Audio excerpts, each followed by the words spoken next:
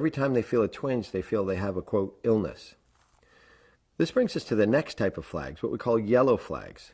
These 4 flags predict an increased risk that somebody's acute low back pain will become chronic. Number 1 is the belief that back pain is harmful or potentially severely disabling.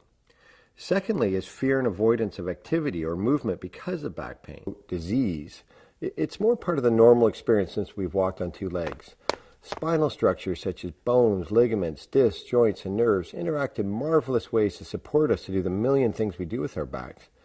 But occasionally this backfires and gives us what we call mechanical back pain. The severity of the pain, which can be extreme, does not always reflect the seriousness of the underlying problem, and the vast majority gets better by itself without medical intervention. On the other hand, we know that while it does get better, 30% of you have a recurrence in 6 months and 40% within a year. If this leads down the back to our butt and or around the hips. Some patients just have pain in the back, and others can sometimes feel the pain all the way down the leg. But it's the back pain that is dominant. Most of these patients get relief or aggravation of pain with particular movements or positions. For example, when they arch backwards or bend forwards. Typically, this kind of back pain comes and goes, or it comes in spasms as you move. In fact, back-dominant pain is a good pain because there's no damage to the nerves or spinal cord, and no surgery is needed. The second pattern is leg dogs down the legs. This is often referred to as sciatica. When this nerve is compressed or irritated, we get pain down the leg, anywhere from below the buttock to the foot. There may be pain in the back as well, but this time the leg pain is dominant. It's a constant.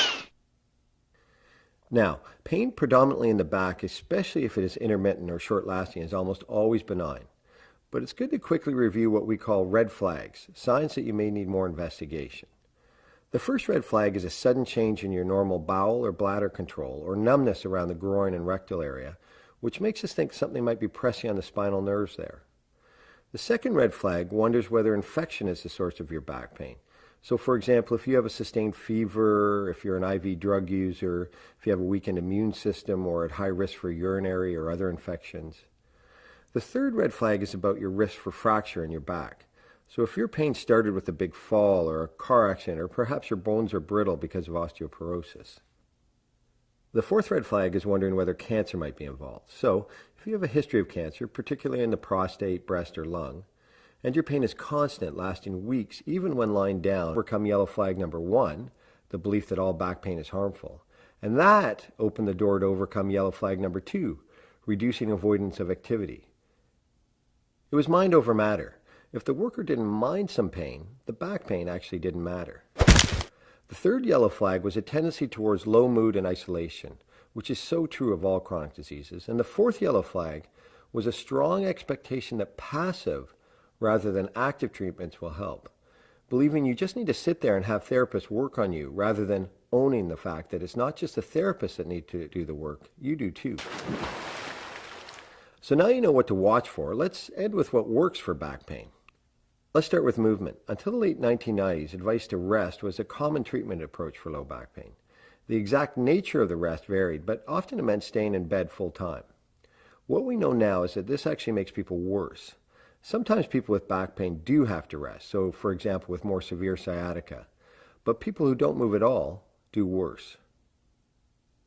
Motion is lotion, and over-the-counter medications can really help, and I think one of the key ways these work is to reduce pain so that you can keep moving.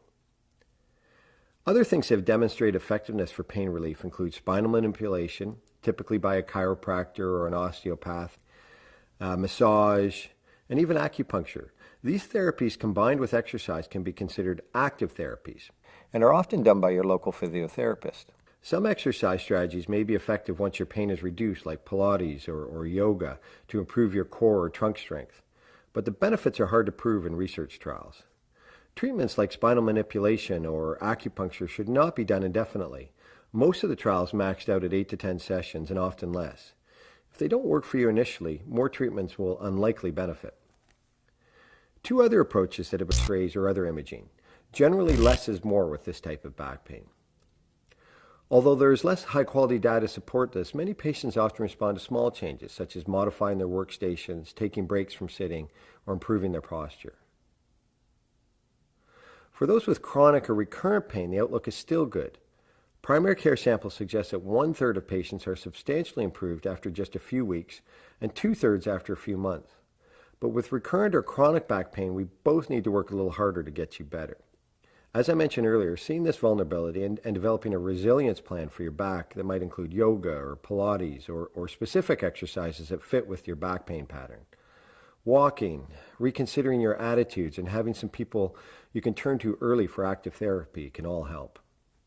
So in the end, back pain is actually not that much different than a lot of things in life. Your mindset and daily habits are critical, and so is self-knowledge. Trying a few of the treatments we've discussed, knowing what works for you, knowing red flags and when you need to seek care, and finally understanding that movement is medicine.